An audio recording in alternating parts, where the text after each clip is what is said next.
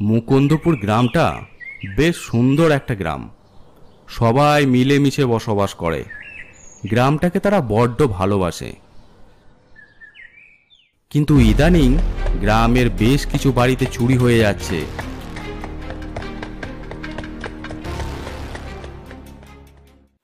এই নিয়ে গ্রামের সবাই খুব চিন্তিত। কি ঝামেলা বলতো নন্তু, আমাদের গ্রামের দিকে যে আবার কার নজর পড়লো। প্রায় প্রতিদিনই ঘর বাড়ি থেকে সব চুরি হয়ে যাচ্ছে। ঠিকই বলেছিস, মোড়ল মশাই তো চুপচাপই আছে, কিছুই তো করছে না। এমন চলতে থাকলে কেউ আর ঘরে টাকা পয়সা কিছুই রাখতে পারবে না। আরে ঘরে কি বলছিস, কাল তো স্কুলেও চুরি করেছে। ফ্যান লাইট সব চুরি করে নিয়ে গেছে। আমাদের গ্রামের কেউ নিশ্চয়ই চুরি করবে না। না না, গ্রামের কেউ নয়, ও নিশ্চয় বাইরে থেকে আসে। এবার মোড়ল মশাইকে কিছু একটা করতে হবে। সেদিন রাতে দুই চোর কাঁধে বস্তা নিয়ে বুঝলি, এতদিন চুরি করছি, এই গ্রামে একদিনও দেখলাম না কেউ পাহারা দিচ্ছে। যা বলেছিস, তবে এতে আমাদের ভালোই লাভ হয়, নির্ভয়ে চুরি করা যায়। আজ ভালোই মাল করি চুরি করা হয়েছে। এখন কিছুদিন কাজ বন্ধ রাখতে হবে, তারপর আবার আসবো।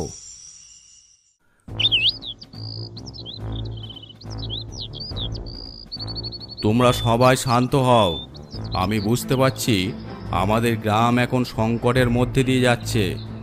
তাড়াতাড়ি এর একটা কিছু ব্যবস্থা করতে হবে, না হলে চোররা আরও সাহস পেয়ে যাবে। আমি ঠিক করেছি, গ্রামে আমরা চৌকিদার পুলিশ রাখব। সে আমাদের গ্রাম পাহারা দিবে। গ্রামের সবাই মিলে তাকে একটা টাকা দেব, যাতে সে কাজটা করে।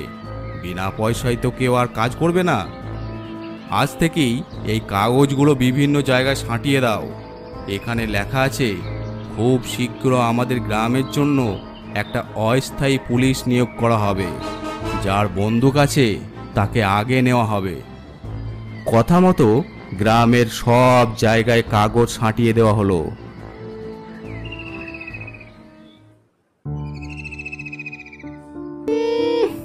বসে থেকে থেকে কুঁড়ে হয়ে যাচ্ছি। কিছু একটা রোজগারের ব্যবস্থা করতে হবে। ডাক্তার সেজে বেশ কিছু টাকা হয়েছিল, সেগুলোও সব গেল। এখন অন্য কিছু ব্যবস্থা করতে হবে। যাই, বাইরে দিয়ে ঘুরে আসি। আকাশ পথে ঘুরে ঘুরে দেখতে লাগলো। কি ব্যাপার, এই গ্রামে বিভিন্ন জায়গায় দেখছি অনেক কাগজ ছাঁটানো। কাছে গিয়ে দেখি তো। ডাইনি শোঁ করে নিচে নেমে এলো।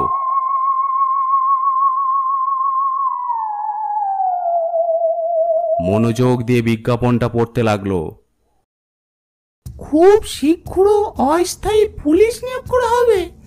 বাহ, এই তো কাজের সুযোগ পেয়ে গেছি। আমার কাছে তো বন্দুকও আছে, কাজটা আমিই পাবো। কালই দেখা করবো। পরদিন ডাইনি গিয়ে আবেদন করতেই মোড়ল মশাই তাকে কাজটা দিয়ে দিল। দেখো, কাজটা কিন্তু খুব সাবধানে করতে হবে। রাতে ডিউটি করতে হবে। তার জন্য মাসে তোমাকে 7,000 করে টাকা দেব। হ্যাঁ মোড়ল মশাই, আমাকে রাতে কাজ করতেই ভালো লাগে, কিন্তু মাইনেটা খুব কম। আমরা এর বেশি দিতে পারবো না। ঠিক আছে ঠিক আছে, তাই হবে। আজ থেকে আপনারা নিশ্চিন্তে ঘুমান, কেউ আর আসবে না। সেদিন রাত থেকেই ডাইনি কাজে লেগে পড়ল। সমস্ত গ্রাম যখন গভীর ঘুমে তলিয়ে গেছে, ডাইনি তখন বন্দুক নিয়ে গ্রাম পরিদর্শন করে বেড়াচ্ছে। যাক, ভালোই কাজ পেয়েছি। কিছু টাকা তো এখান থেকে আসবে।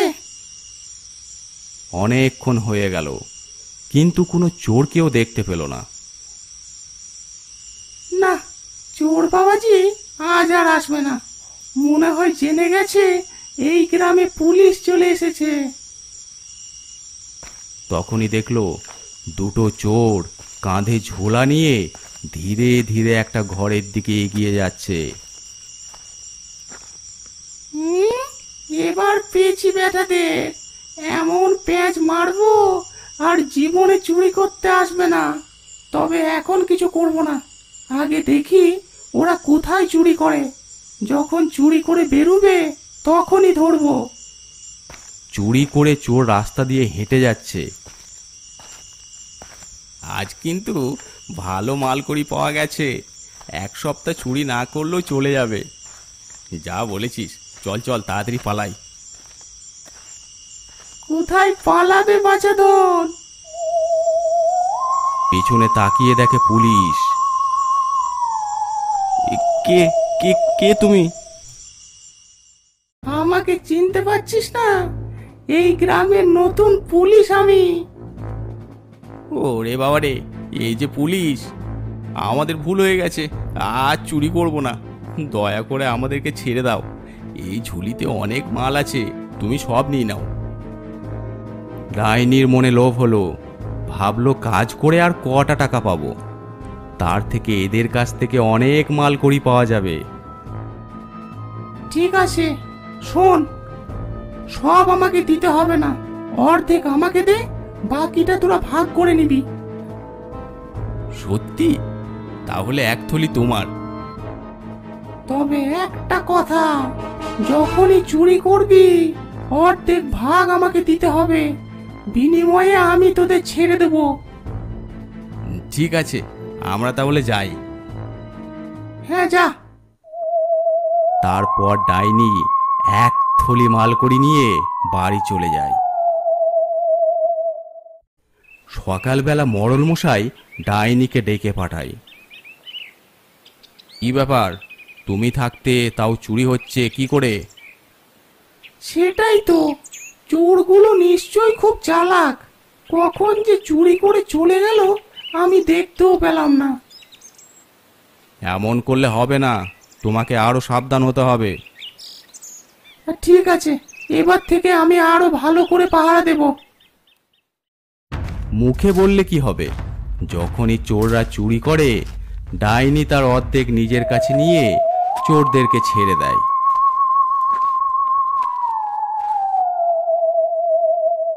গ্রামের ছেলে কালটুর সন্দেহ হয় এই ডাইনি পুলিশের ওপর। একদিন, বুঝলি নন্তু, আমার তো ওই পুলিশটার ওপর সন্দেহ হয়।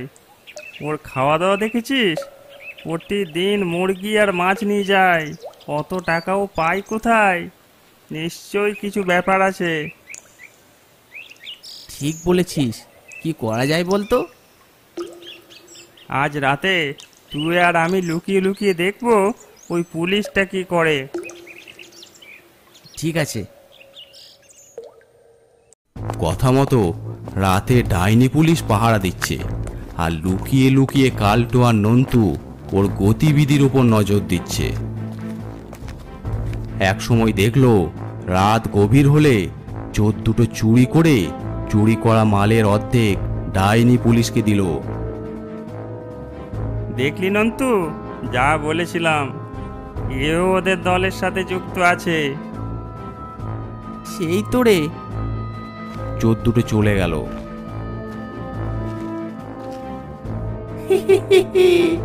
বেশ ভালোই চলছে এইভাবে, টাকাও আসছে, কাজও হচ্ছে। আর 2 মাস এইভাবে চললে অনেক টাকা হয়ে যাবে। গ্রামের লোকগুলোকে বেশ বোকা বানানো হয়েছে, কেউ বুঝতেও পারছে না আমার কুচাল।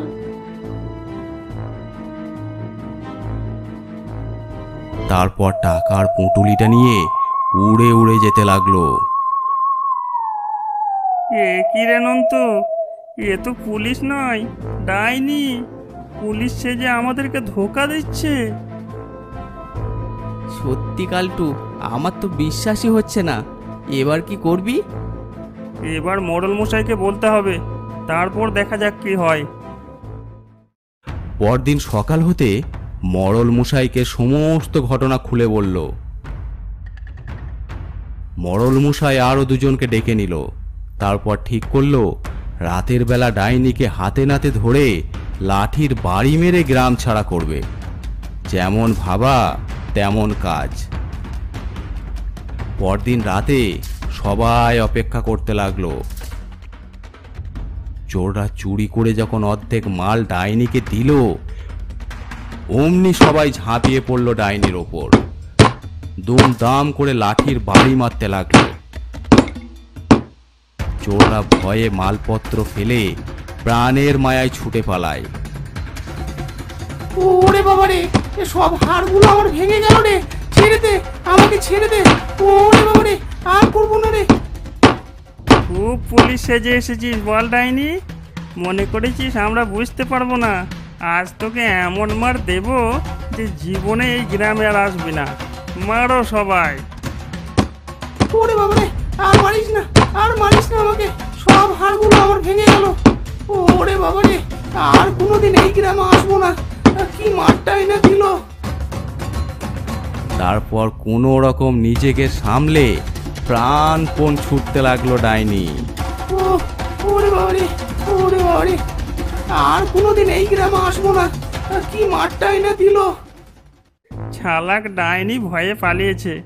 এবার চলো, ওর ঘরে যা টাকা পয়সা আছে সব যাদের বাড়ি চুরি হয়েছে তাদেরকে বুঝিয়ে দেব। বর্ষার শেষ দিক, আষাঢ় শ্রাবণের টানা বৃষ্টিতে গ্রাম প্রায় ডুবে গেছে জলে। চারিদিকে শুধু জল আর জল, মাঠ ঘাট সবই জলের তলায়। এই ভাসমান জলের ওপর দিয়ে মাঝে মাঝে দেখা যায় ভাঙা ঘরবাড়ি, ডুবে যাওয়া খড়ের গাদা, শুকনো গাছের ডাল ভেসে চলেছে ধীরে ধীরে। সবাই ঘরের মাথায় আশ্রয় নিয়েছে। গ্রামের প্রধান সতর্ক বার্তা দিয়ে বেড়াচ্ছে, শুনো সবাই, এখন আমরা খুব সংকটের মধ্যে আছি। ঘরবাড়ি সব জলের তলায়। কিভাবে তোমাদের সাহস দেব বুঝতে পারছি না, তবে শুনছি কাল থেকে জল কমবে, আবার সবাই স্বাভাবিক জীবনযাপন শুরু করতে পারবো আমরা।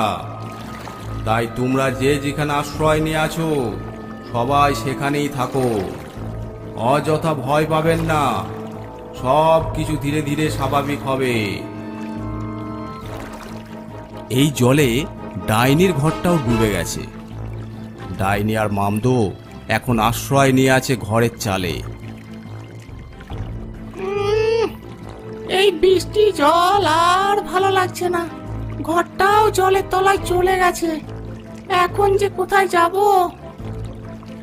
যা বলেছ, আর সহ্য হচ্ছে না। দুদিন ধরে কিছু খাই নাই, পেটের ভিতর ইঁদুর দৌড়াদৌড়ি করছে। সে তো করছে রে, তার আগে একটা আমাদের আশ্রয় খুঁজতে হবে। এদিকে কালটু, নন্তু, মোটকা সবাই গভীর আলোচনায় ব্যস্ত। এই জলে যদি ঘরের চালটাও ডুবে যায় তাহলে কোথায় যাবি কালটু? সবাই তো ভেসে যাব। ধর, অত ভয় করিস না তো। প্রধান তো বললো কাল থেকে জল কমবে। কিন্তু যদি না কমে তখন কি করবি? তাহলে এক কাজ কর, সবাই মিলে একটা বড় পাড়া ভেলা বানাই। আর এখন তো অনেক তাল ভেসে যাচ্ছে, ওই তালগুলো সংগ্রহ করে একটা তালের বাড়ি বানাবো তার ওপর। তারপর যারা অসহায়ভাবে ভেসে যাবে তাদেরকে ওই তালের বাড়িতে আশ্রয় দেব। কি বুদ্ধি রে কালটু তোর! এমন কাজ করলে আমাদেরও লাভ হবে আর জনসেবাও করা হবে। তাহলে সবাই তালগুলো নিয়ে এসে এক জায়গায় জড়ো কর।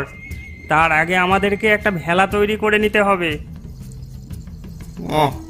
আর এই প্যাঁচ প্যাঁচানি জল ভালো লাগছে না। রাস্তাঘাট, ঘর বাড়ি সব জলের তলায়। বেশি বকিস না মন্দ, ঠিক একটা ব্যবস্থা করব। দেখ, আমাকে ভাবতে দে, ভাবতে দে।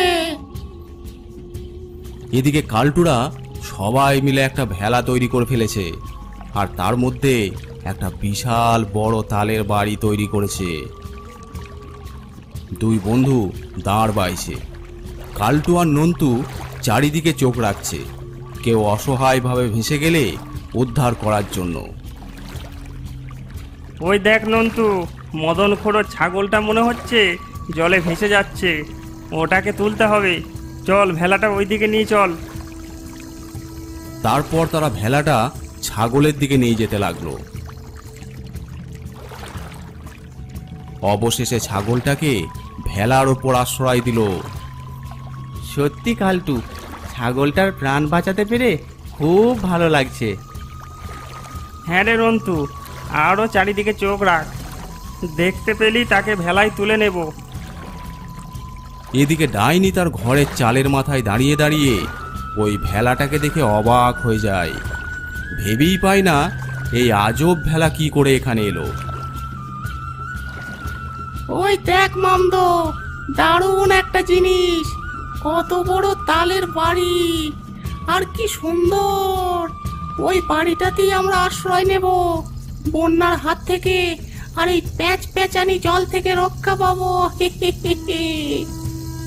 ঠিক বলেছ। আর ওই ছাগলটা দিয়ে আমাদের পেটের ক্ষুধা মেটাবো, খুব ভালো হবে। তার আগে ওই তালের বাড়িটা আমাদের দখল নিতে হবে। ছেলেগুলোকে যা হোক করে ভয় দেখিয়ে ওখান থেকে তাড়াতে হবে। আমাদের আরো কিছু সঙ্গপাঙ্গকে খবর দে। এদিকে কালটুরা হঠাৎ দেখলো গ্রামের শেষে তান্ত্রিক বাবার ঘরটা হুড়মুড় করে ভেঙে পড়ল, আর তান্ত্রিক সেই জলে পড়ে সাহায্য চাইতে লাগলো। নন্তু, তাড়াতাড়ি ওই তান্ত্রিক বাবার বাড়ির দিকে ভেলা নিয়ে যেতে হবে, না হলে বাবা জলে ডুবে মারা যাবে। তারা তাড়াতাড়ি ওই দিকে ভেলা নিয়ে যেতে লাগলো।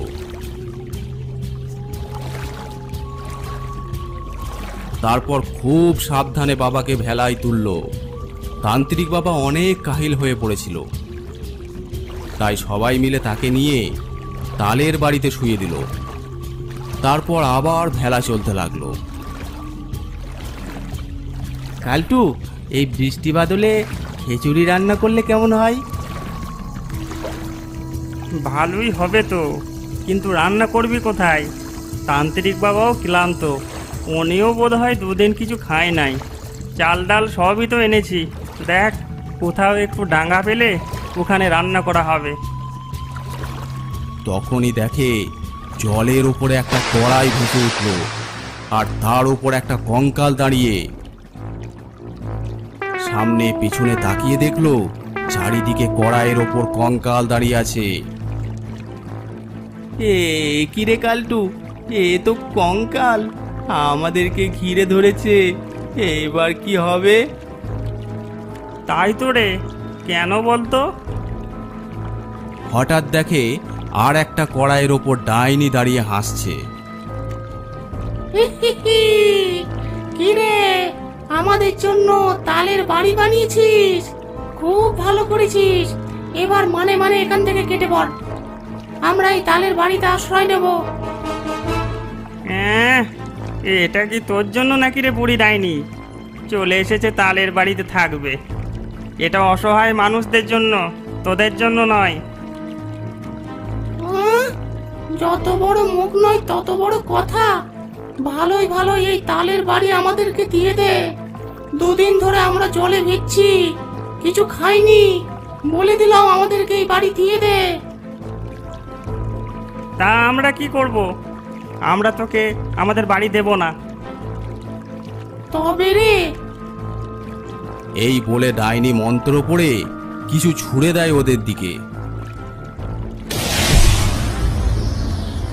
এই দেখে তান্ত্রিক বেরিয়ে আসে, আর মন্ত্র বলে ডাইনির মন্ত্রকে নষ্ট করে দেয়। আমি শুয়ে শুয়ে সব শুনতে পেয়েছি। এরা ভালো কাজ করছে আর তোরা এসেছিস এদের ঘর দখল করতে। তবে রে, এই বলে তান্ত্রিক বাবা মন্ত্র পড়তে শুরু করে দেয়।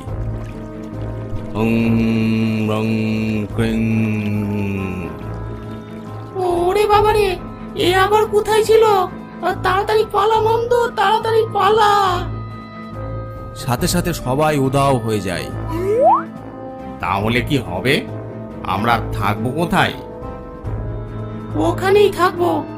একবার যদি ওই তালের বাড়িতে ঢুকতে পারি, তাহলে আর কেউ বের করতে পারবে না আমাদের। কিন্তু ওই তান্ত্রিকটা? ওই তো ওটাই যত নষ্টের গোড়া। ও না থাকলে ওই কালটু মালটুকে আমি ঠিক ভয় দেখিয়ে তাড়িয়ে দিতাম। এদিকে খিদেই পেট চলে যাচ্ছে, এবার অন্য বুদ্ধি বের করতে হবে। তারপর তারা দুজন বিড়ালের রূপ নিয়ে জলে সাঁতার কাটতে থাকে। ওই দেখ কালটু, দুটো বিড়াল, বেচারারা অসহায়, ওদেরকে তুলে নে। হ্যাঁ, ঠিক বলেছিস। বাবা কালটু, ওরা বিড়াল নয়, সেই ডাইনি আর মামদো। এই দেখো। এই বলে ওদের দিকে মন্ত্র পড়ে কিছু ছুঁড়ে দেয়। সাথে সাথে তারা আসল রূপে ফিরে আসে। ওরে বাবা রে, এ জ্বলে গেলাম রে, জ্বলে গেলাম রে, তাড়াতাড়ি পালা মন্দ পালা। এই হতচ্ছাড়া তান্ত্রিকটা আমার হাড়গুলো সব জ্বালিয়ে দিল রে। তারপর তারা একটা ডাঙ্গা দেখতে পেল। ওই দেখ কালটু, ওই গাছতলাটা জলের ওপর, চল ওখানেই খিচুড়ি রান্না করি। হ্যাঁ হ্যাঁ, ঠিক বলেছিস, সবাইকেই খুব খিদে পেয়েছে। তারপর তারা ডাঙ্গায় উঠে রান্নার সরঞ্জাম নিয়ে রান্না করতে শুরু করলো। সুস্বাদু খিচুড়ির গন্ধে চারিদিক ভরে গেল।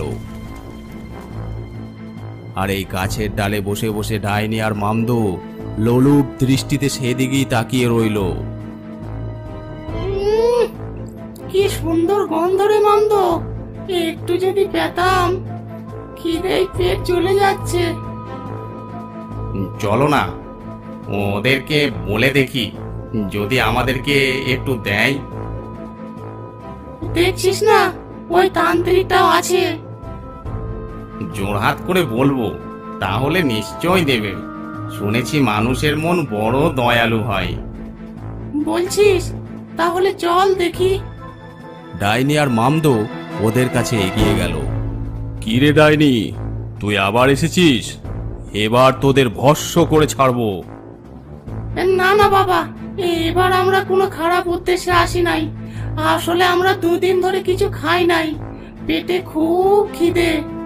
তোমরা তো খিচুড়ি রান্না করছো, যদি আমাদেরকে একটু দাও, তাই এসেছি। এই কালটু, এই ডাইনির নজরে পড়েছে আমাদের খিচুড়ি, না দিলে ডান দেবে, তখন আমাদের সবার পেট খারাপ করবে। ঠিক বলেছিস বাবা, কি করা যায় তাহলে?